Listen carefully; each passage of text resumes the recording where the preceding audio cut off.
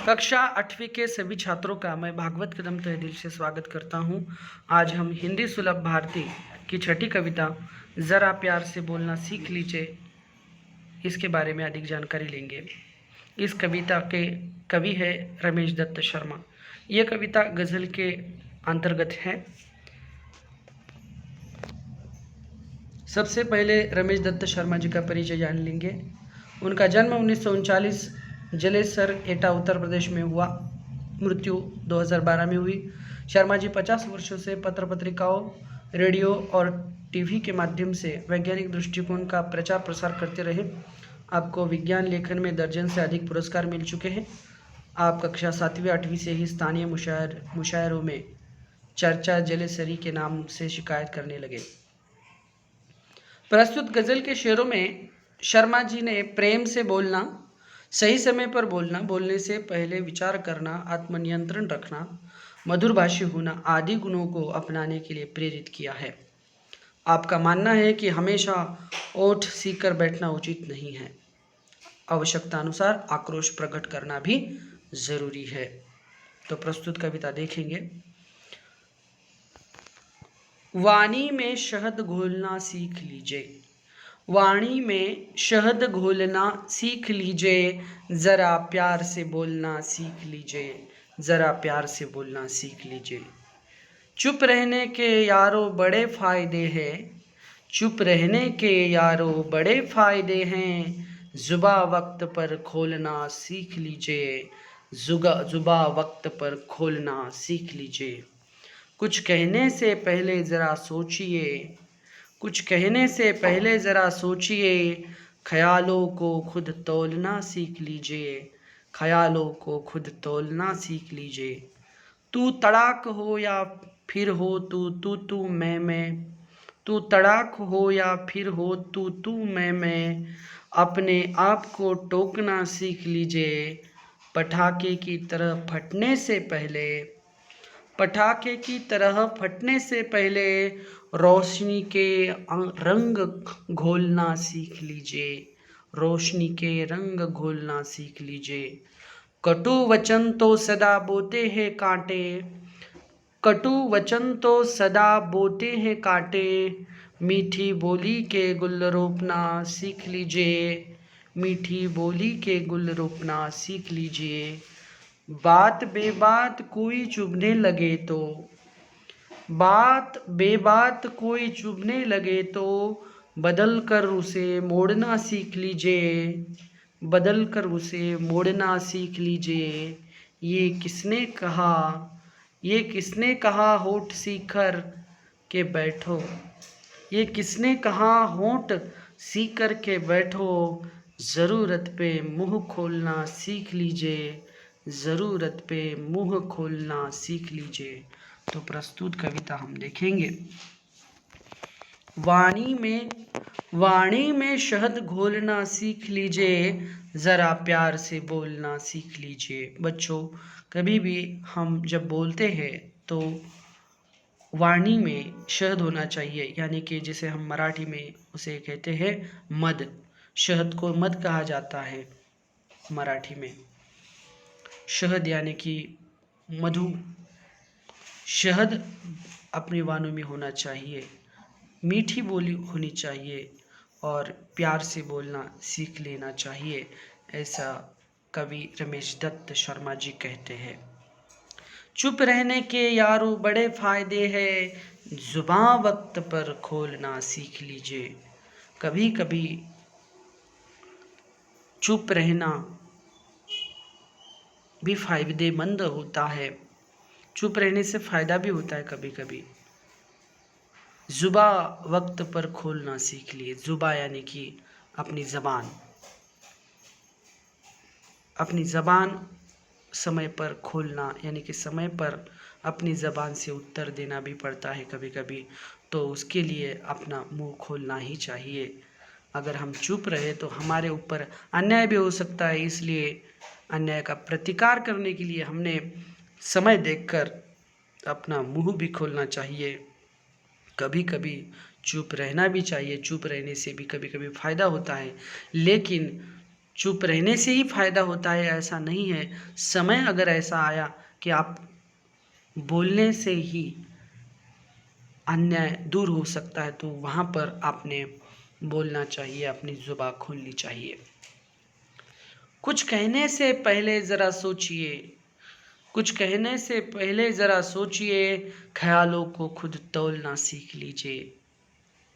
देखिए, कुछ कहना अगर है, कुछ बोलना अगर है हमें, तो बोलने से पहले 100 बार सोचना चाहिए, फिर बोलना चाहिए। ख्यालों को यानी कि विचारों को, ख्यालों का अर्थ है विचारों को, विचारों को खुद तौलना सीख लीजिए। तौलना यानी कि उसका वजन करना। तौलने का अर्थ क्या है? वजन करना, नाप तोल करना, उसे हम तौलना कहते हैं। ख्यालों को खुद, खुद यानी कि स्वयं को, अपने विचारों को तौलना सीख लेना चाहिए। क्या सही है, क्या गलत है, उसको देखकर ही हमने अपने विचार प्रकट करने चाहिए, अपने विचार रखने चाहिए। कुछ कहने से पहले ज़रा सोचना चाहिए, ऐसा शर्मा जी इस कविता में कहते हैं। तू तड़ाक हो या फिर हो तू मैं, तू तड़ाक हो या फिर हो तू मैं, अपने आप को टोकना सीख लीजिए। तू तड़ाक, तड़ाक का अर्थ है क्रोध।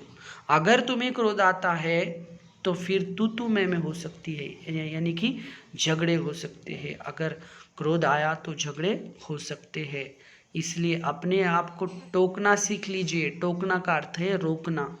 अगर हमें गुस्सा आता है तो उस गुस्से को नियंत्रण में रखना चाहिए, अपने आप को टोकना चाहिए, अपने आप को रोकना चाहिए। ये सीख जो है, ये सीख शर्मा जी इस कविता में देते हैं कि अपने आप को रोक कर रखना चाहिए। क्रोध अगर आता है तो क्रोध का जवाब तुरंत नहीं देना चाहिए, इससे तू मैं हो सकती है, झगड़े हो सकते हैं। अपने आप को रोकना चाहिए, अपने आप को नियंत्रण में रखना चाहिए, क्रोध के ऊपर नियंत्रण होना चाहिए, ऐसा प्रस्तुत कविता में लेखक कहते हैं। पटाखे की तरह फटने से पहले, पटाखे की तरह फटने से पहले रोशनी के रंग घोलना सीख लीजिए। यानी कि जब भी क्रोध आता है तो पटाखे की तरह आवाज़ होने लगती है, झगड़ा होता है, और झगड़ा होने के बाद कुछ न कुछ हानि तो हो ही सकती है।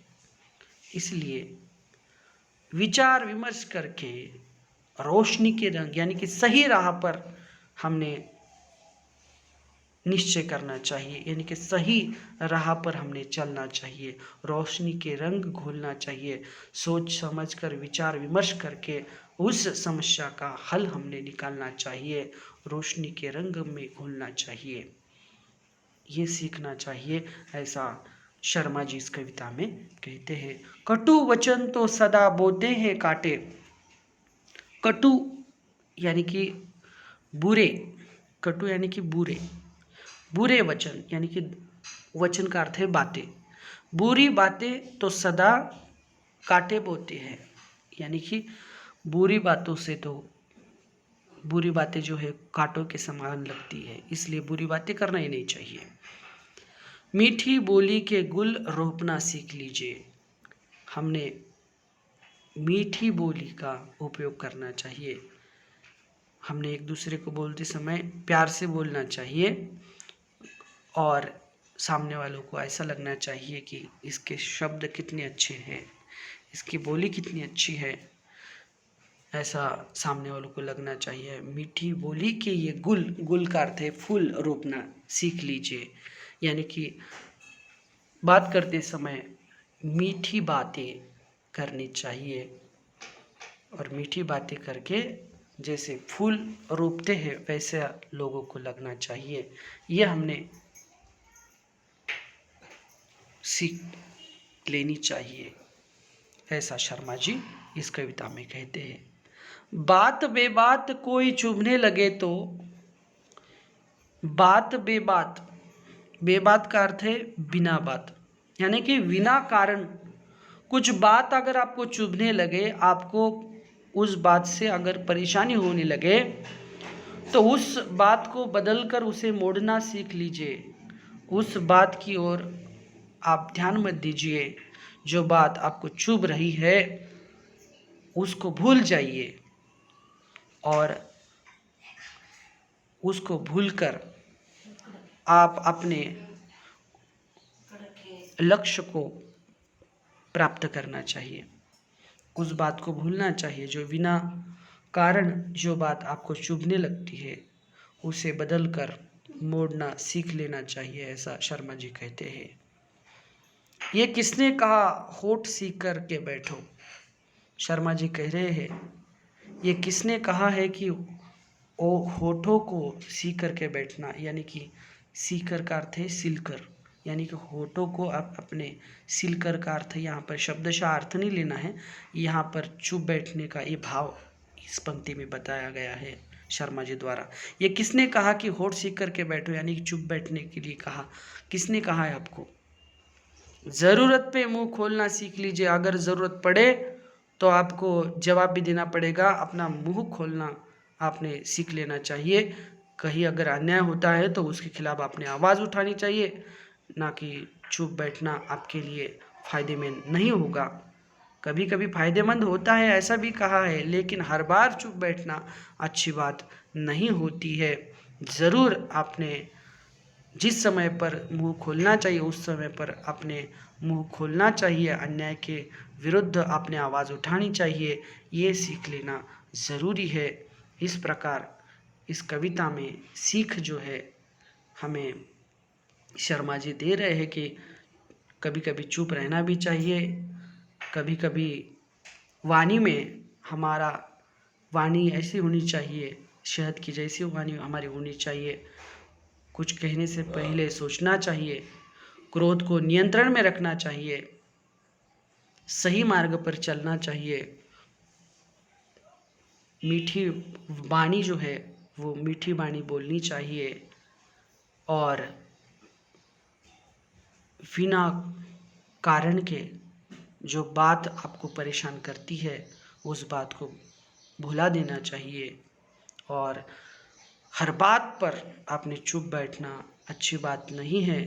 अगर अन्याय हो रहा है तो अन्याय के विरुद्ध आपने आवाज़ भी उठानी चाहिए। ये सीख हमें इस कविता से मिलती है।